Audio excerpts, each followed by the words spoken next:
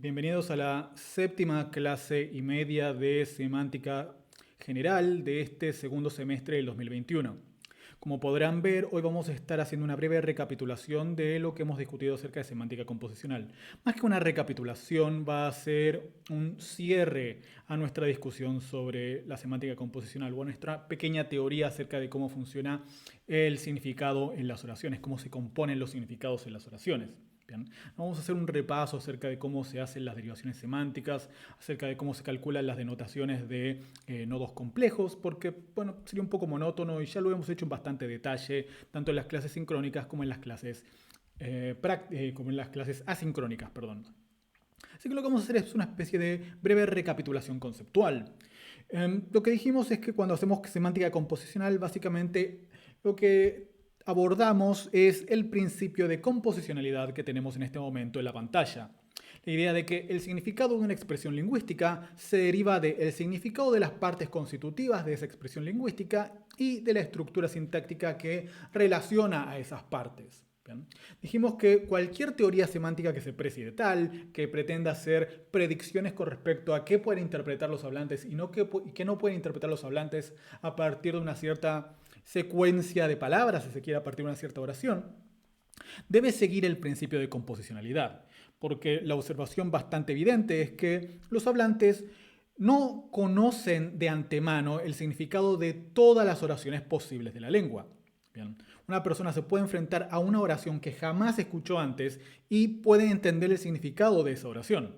Esto no se sigue de que la persona sepa de memoria el significado de todas las oraciones, sino que se sigue de que esta persona tenga internalizado un conjunto de reglas semánticas, un conjunto de reglas interpretativas que le diga cómo descomponer, cómo abordar el significado de una oración, ¿bien? Cómo obtener, decodificar el significado de una secuencia de palabras.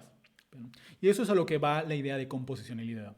Lo que nos pretende ofrecer la idea de composicionalidad es una teoría que nos permita algorítmicamente, automáticamente, mecánicamente, obtener el significado de una oración. ¿Bien?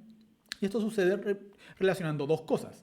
El significado de las partes mínimas de la oración, ya sean morfemas, palabras, y estos elementos se combinan a partir de operaciones sintácticas para formar elementos mayores. Estos elementos mayores tienen un significado que se deriva del significado de las partes menores.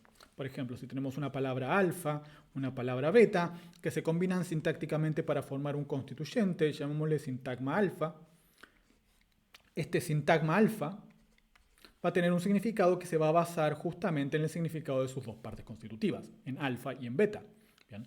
Y a su vez, si este sintagma alfa lo combinamos con otro elemento, llamémoslo gamma, para formar un sintagma gamma, el significado de este sintagma gamma se va a basar en la combinación de gamma y del sintagma alfa. Bien.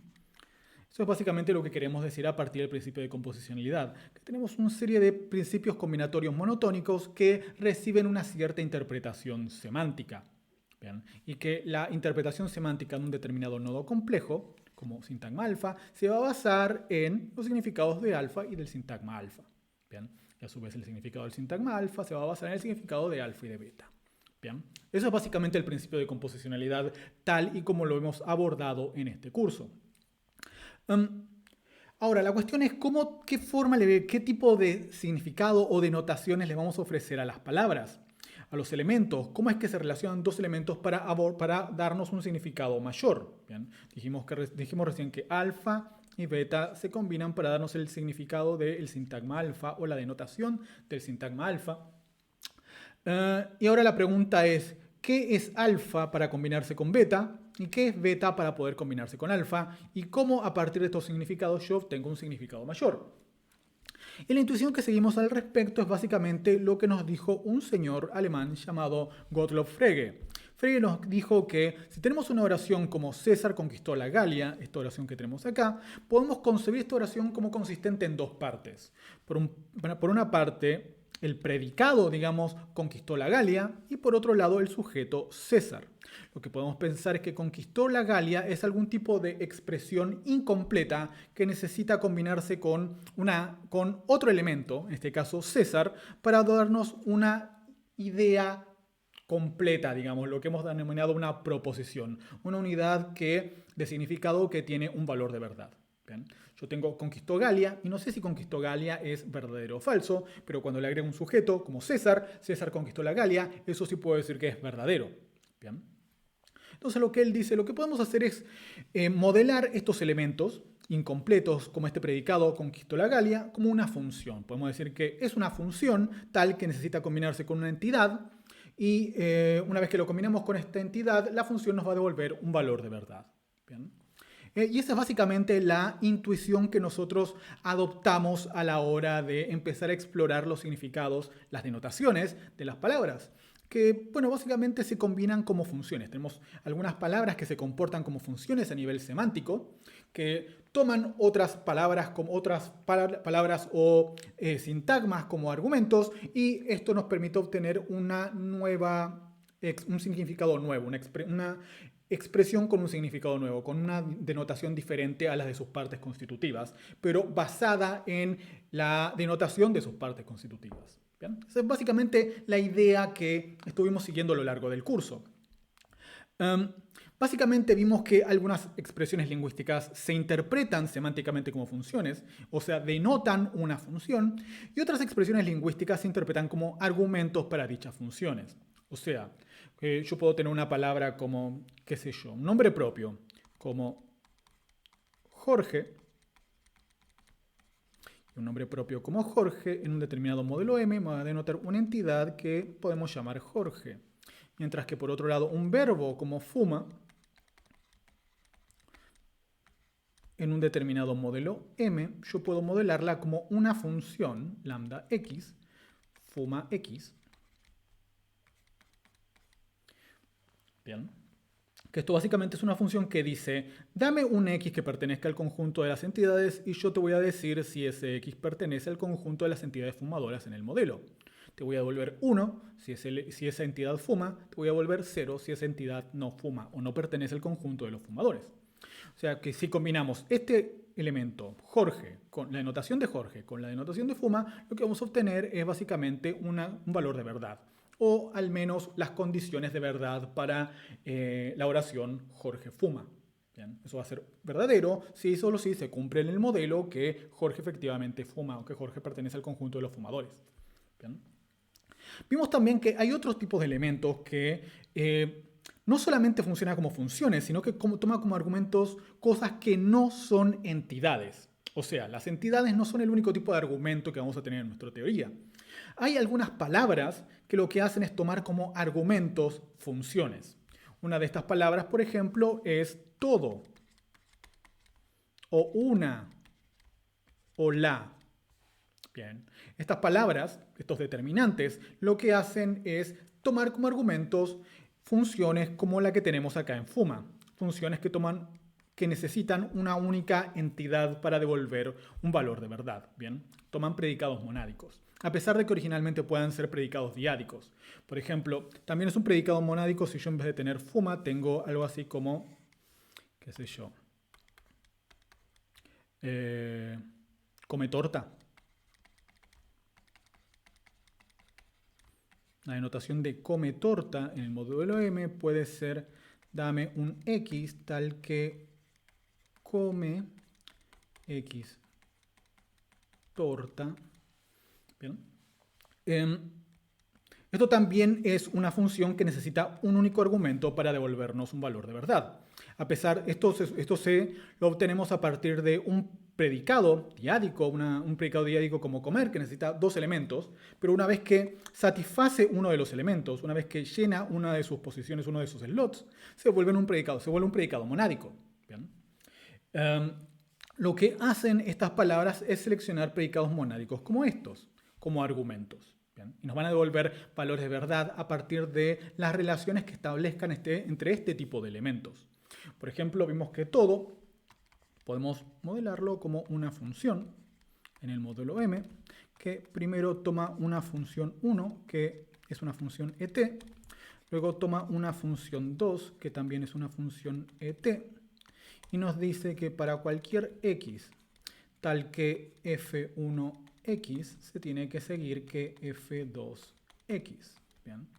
O sea que lo que va a hacer es relacionar dos funciones, la función 1 y la función 2, de tal manera que cualquier entidad que pertenezca al conjunto relacionado a la función 1 también va a pertenecer a al conjunto relacionado a la función 2. Bien, por ejemplo, si yo digo todo hombre fuma, el predicado 1 es hombre, el predicado 2 es fuma, y me dice que si algo pertenece al conjunto de los hombres, entonces ese algo también va a fumar. Bien. Y eso lo vamos a poder calcular, ya vimos en clase, combinando las palabras a partir de la estructura sintáctica. Entonces, tenemos funciones y tenemos argumentos. Tenemos elementos que siempre van a funcionar como argumentos, que son las entidades, los elementos de tipo E en teoría de tipos. Luego tenemos otros elementos que pueden tomar entidades como funciones, que pueden ser, por ejemplo, funciones de tipo ET, o luego tenemos otro tipo de funciones que van a tomar funciones ET como argumento. Entonces tenemos funciones que de alguna manera comen funciones y luego tenemos funciones más pequeñas que comen entidades. ¿Ya? Lo pueden pensar en este sentido, una especie de quién come a quién, como en un mundo de la ley de la selva, ¿no? Tenemos una cadena alimenticia donde hay funciones que comen funciones más pequeñas y estas funciones más pequeñas comen entidades. Bien. Espero que esta idea quede clara. Lo único que estamos haciendo al modelar todo esto de esta manera es seguir la intuición fregeana. Y como habrán visto, esto nos permite capturar de manera bastante fidedigna las intuiciones que tenemos con respecto al significado de una oración como, bueno, todo hombre fuma. ¿Bien? O sea que algo de verdad en esto hay. Esto nos dice algo con respecto al funcionamiento del significado de las lenguas naturales. Algo bastante importante. Que, bueno, podemos poner en los siguientes términos. Las reglas de la sintaxis nos proveen una estructura sintáctica para una oración. Las reglas de la semántica nos dicen cómo interpretar esa estructura. Bien, o sea, básicamente lo que tenemos que asumir es que hay dos conjuntos de reglas en la lengua. No tenemos solamente la semántica o no tenemos solamente la sintaxis. Tenemos dos conjuntos de reglas, dos conjuntos de principios que colaboran concertadamente para que nosotros emitamos oraciones significativas, oraciones con significado. Bien. Por un lado tenemos las reglas de la sintaxis, que nos dicen cómo construir oraciones gramaticales. Por ejemplo, podemos tener oraciones que nos digan, reglas que nos digan que, por ejemplo, una oración consiste de un sintagma nominal más un sintagma verbal. Supongan que esto es una regla gramatical, una regla sintáctica del español. Y a partir de esta regla yo puedo formar oraciones como, qué sé yo, Juan fuma, donde Juan es el sintagma nominal sujeto, fuma es el sintagma verbal predicado. O puedo también formar oraciones como la niña alegre compró frutas en el mercado. Eso también se sigue de la regla que tenemos ahí. Tenemos un sintagma nominal, la niña alegre, y un sintagma verbal, compró frutas en el mercado. ¿Bien? O sea, tenemos una regla bastante poderosa que nos describe, nos dice cómo tienen que ser las oraciones del español. No es una regla perfecta porque sabemos que no todas las oraciones tienen sintagma nominal como sujeto, pero es una regla que de alguna manera nos permite capturar varios tipos de oraciones del español. Por otra parte, tenemos reglas semánticas que nos dicen qué hacer con las estructuras que nos devuelve la sintaxis. ¿Bien? Y noten que las reglas semánticas no se siguen de la estructura sintáctica, ni hay un uno a uno entre reglas sintácticas y reglas semánticas. Consideren, por ejemplo, la estructura de los sintagmas nominales. La estructura de los sintagmas nominales como los que tenemos acá. Yo un sintagma nominal que puedo tomar es un nombre propio, como, qué sé yo, Cosmo. Sabemos que esto es un sintagma nominal en sí mismo. Otro tipo de sintagma nominal que puedo tener es una descripción definida, un sintagma nominal definido como, qué sé yo, el niño. Eso también es un sintagma nominal. Otro sintagma que puedo tener es una expresión cuantificada con todo. Sintagma nominal, todo hombre. Y también puedo tener sintagmas nominales indefinidos, como una chica. Todos esos son sintagmas nominales. Y todos esos sintagmas nominales yo los puedo aplicar a esta regla para obtener oraciones. Puedo decir Cosmo fuma, el niño fuma, todo hombre fuma, una chica fuma. Bien. Eso es el hecho de que yo pueda formar todas esas oraciones se sigue de reglas sintácticas que me dicen combine un sintagma nominal, no importa su significado, usted toma un sintagma nominal y combínelo con un sintagma verbal y eso le da una oración, señor. O señora. Eso es una regla sintáctica.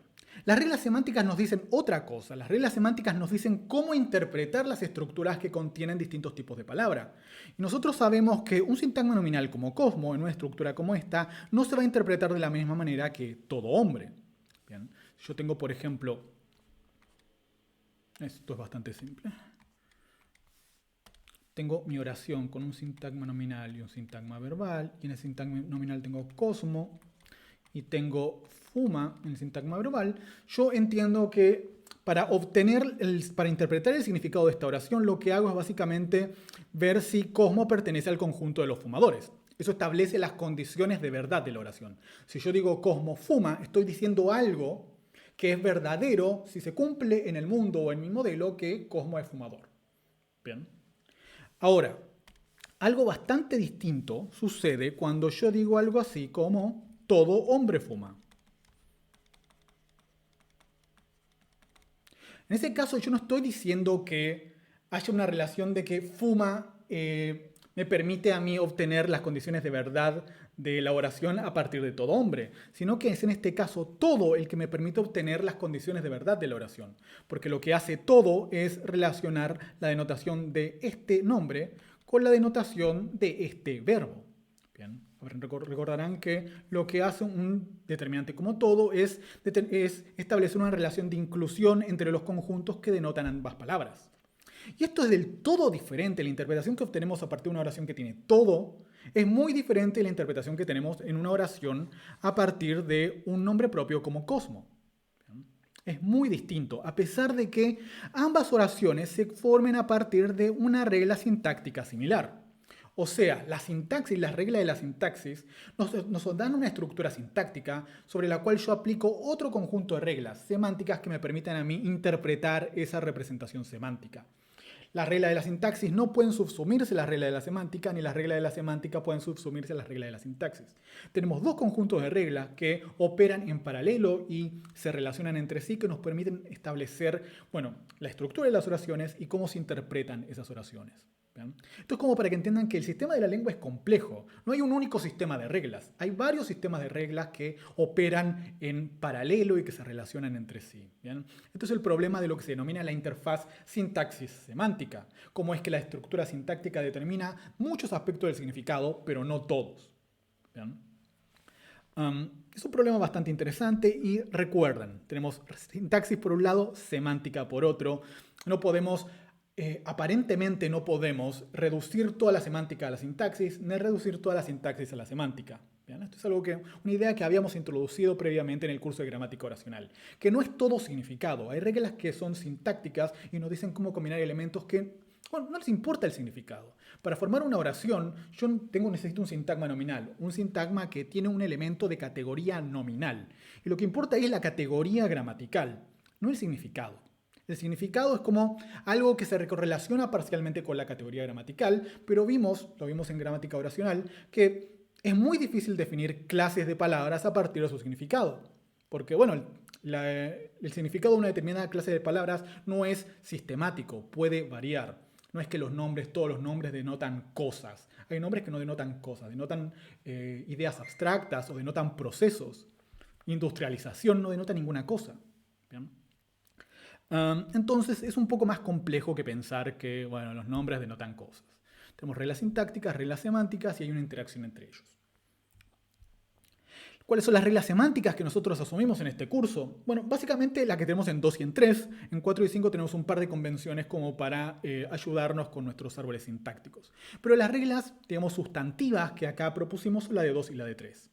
La regla de 2 dice básicamente que si nosotros tenemos una estructura alfa es el nodo, vamos a seguir lo que dice la regla porque si no queda confuso. Alfa, beta y gamma. Tenemos un árbol de este tipo y básicamente si el nodo beta es una función y el nodo gamma denota una entidad o denota un argumento potencial para esta función, entonces la denotación de alfa va a ser igual a, la función con este elemento, con el argumento como justamente argumento. Nada del otro mundo, o sea, es algo bastante directo. Esto es básicamente la aplicación de la intuición fregeana. ¿Bien? Hay una regla que es aplicación funcional que dice, asuma que acá se está aplicando una función. Asuma que tiene una función, que un elemento denota una función, asuma que el otro denota un argumento para esa función, el significado de todo eso va a ser el resultado de la función. ¿Okay? Eso es un tipo de regla, es el tipo de regla que se sigue de lo que dijo Frege. Tenemos otra regla que se despega un poco de la idea fregeana, que es la regla de modificación de predicados. La regla de modificación de predicados nos dice que si yo tengo dos funciones del mismo tipo, una función fx, llamémosla f1x, y una función f2x, básicamente el significado de estas oraciones va a consistir en combinar las condiciones de aplicación de ambas funciones. O sea, en f1x básicamente yo lo que hago es aplicarle una entidad x, decir si pertenece o no al conjunto relacionado a f1. Y lo que hago en esta otra parte es a una entidad x decir si esta entidad x pertenece o no al conjunto relacionado a f2. Yo lo que voy a hacer acá básicamente es f1x, f2x, y esto lambda x. ¿Bien? Básicamente lo que tengo que decir acá es que yo lo que necesito es una determinada entidad que tiene que pertenecer a ambos conjuntos a la vez. ¿Bien? Lo que modelamos en clases anteriores como una intersección entre conjuntos. ¿Bien? En este caso lo que estamos diciendo es que x tiene que pertenecer a ambos conjuntos. Eso implica que x esté en la intersección de ambos conjuntos y que x entonces tiene, si se quiere, dos propiedades. Por ejemplo, si la función 1 es gato y la función 2 es negro, estamos diciendo que hay una entidad que es un gato negro. Eso significa que la entidad pertenece al conjunto de los gatos, pertenece al conjunto de las cosas que son negras. Entonces está en la intersección de ambos conjuntos. ¿Bien? Y después teníamos otras dos convenciones que no son muy complicadas, que nos ayudaban a interpretar ciertas cuestiones que nosotros graficamos en nuestros árboles. Los nodos no ramificantes, o sea, cuando un determinado nodo tiene un solo nodo hijo, el significado del nodo madre es igual al significado del nodo hijo. Y la convención de nodos vacuos, dijimos que asumimos que algunos elementos tenían denotación vacua. Esto no significa que sean elementos sin significado, sino que a nuestros fines, a los fines de este curso, no nos va a importar el aspecto de significado que estos elementos introducen. Típicamente esto lo vimos como en verbos como es, o está, o ser, o estar. Y no es que estos elementos no tengan significado, porque cuando yo digo es, por ejemplo, en este elemento una de las cosas que estoy diciendo es que algo es en tiempo presente.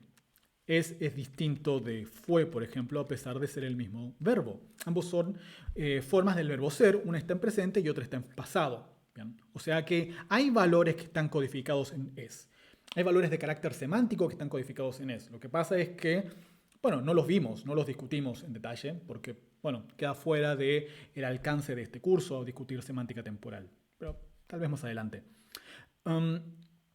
Entonces, hay ciertos elementos como ser o estar que nosotros dijimos, bueno, a los fines de nuestro cálculo semántico, al fin del cálculo de la anotación que nos importa en este momento, vamos a decir que la denotación de este elemento es vacua o que no denota ningún elemento dentro de M. Y esos elementos simplemente los ignoramos en nuestra computación de las denotaciones. Esto que tenemos en pantalla ahora es básicamente el escenario que se desprende de todo lo que hemos discutido hasta ahora. Y estoy tomando en consideración el curso de gramática oracional o cualquier otro curso de gramática que hayan tenido y este curso de semántica. Bien. Básicamente lo que vimos es que tenemos un léxico. Todos los hablantes de todas las lenguas tienen un inventario de elementos de la lengua que conocen, palabras, morfemas que conocen. Bien. Los hablantes de una lengua tienen una lista de cosas con las que pueden operar gramaticalmente. Palabras, un conjunto de nombres, un conjunto de verbos, un conjunto de adjetivos. Bien, los tienen listados en su cabeza y esa lista la aprendieron a medida que aprendían la lengua. Bien, podemos ver este proceso cuando vemos lo que hace un hermanito menor o un hijo, que van aprendiendo las palabras y le tenemos que enseñar las palabras. Eso es casa, eso es auto, eso es tren. Bien. O sea, las personas saben un conjunto de palabras, ese conjunto, esa parte de nuestro conocimiento de una lengua es el léxico. Con las palabras que nosotros tenemos en nuestro léxico, o las morfemas, los elementos significativos que tenemos en nuestro léxico, los podemos combinar a partir de reglas morfosintácticas. O sea, podemos combinar morfemas para formar palabras, podemos formar palabras para formar sintagmas, podemos combinar sintagmas para formar oraciones. ¿Bien? O sea que a partir de lo que yo tengo en el léxico, puedo operar a nivel morfosintáctico. ¿Okay?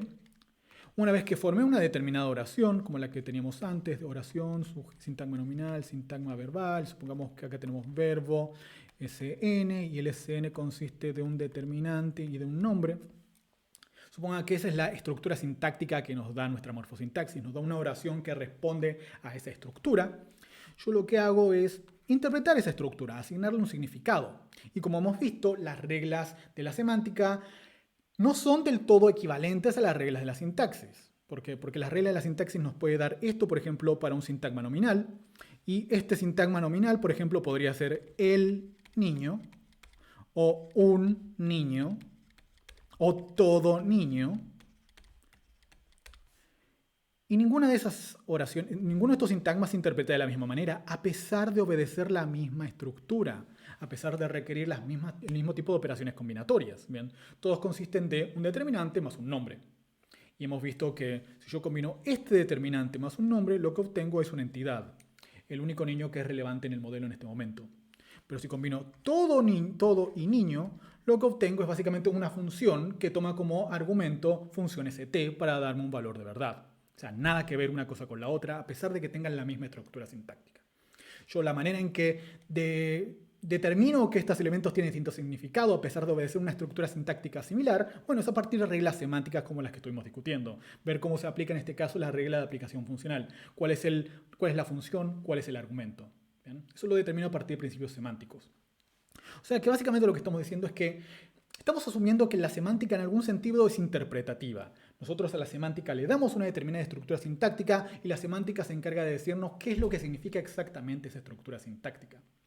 O sea, tenemos de alguna manera una idea secuencial entre las operaciones de la sintaxis y de la semántica, que puede sonar un poco contraintuitivo, pero es la manera más simple de explicar que nosotros a partir de una única estructura sintáctica podemos tener un conjunto variado de significados. ¿Bien? No es la única manera de concebir la interacción entre sintaxis y semántica, pero sí es una manera de pensar la interacción entre sintaxis y semántica bastante representativa de lo que sucede en el campo, una manera bastante estándar de concebir esto. Bien. Entonces, lo que hacemos a partir de la semántica es básicamente calcular el significado literal de una oración, básicamente la proposición que expresa una oración. ¿Bien? Y eso fue lo que estuvimos viendo. Vimos cómo a partir de la anotación de las palabras más pequeñas íbamos componiendo hasta componer una determinada proposición. Y decíamos que, bueno, esa proposición tenía valores de verdad 1, sí, solo si se cumplía, bla, bla, bla. Bien. Entonces sabemos cómo calcular proposiciones. Básicamente esta parte de acá nos dice cómo calcular proposiciones. Unidades semánticas que tienen un valor de verdad. Lo que vamos a estar viendo luego, y esto ya queda para el próximo curso, es cómo esas proposiciones funcionan en la comunicación real. ¿Bien? Porque la gente no se comunica en proposiciones, a pesar de que pueda parecer contraintuitivo lo que estoy diciendo. La gente puede formar una proposición y puede querer decir algo que no tiene nada que ver con la proposición que formaron. Eso sucede a partir de principios pragmáticos y va a ser lo que vamos a estar discutiendo el próximo semestre. Por ahora, en nuestro sistema lingüístico nos va a quedar cortado hasta acá. Nuestra pequeña discusión de cómo funciona el sistema lingüístico. Lo vamos a complementar esto el próximo semestre. Ahora, cuando volvamos de la pausa, vamos a estar discutiendo de semántica léxica. O sea, vamos a volver a este componente que tenemos acá y vamos a estar discutiendo acerca de las relaciones de significado que se dan en este pequeño subsistema entre las palabras que tenemos inventariadas en esta lengua. ¿Okay? Ese va a ser el siguiente paso. Bien, eso es todo por esta clase de recapitulación. Lo que les pido que hagan es que resuelvan las actividades de repaso que les dejé disponibles en Cibeduc. También les dejé disponibles las soluciones a esos ejercicios. Y bueno, nos estaremos viendo en la próxima clase sincrónica para seguir resolviendo dudas y seguir resolviendo ejercicios. Que tengan una buena pausa.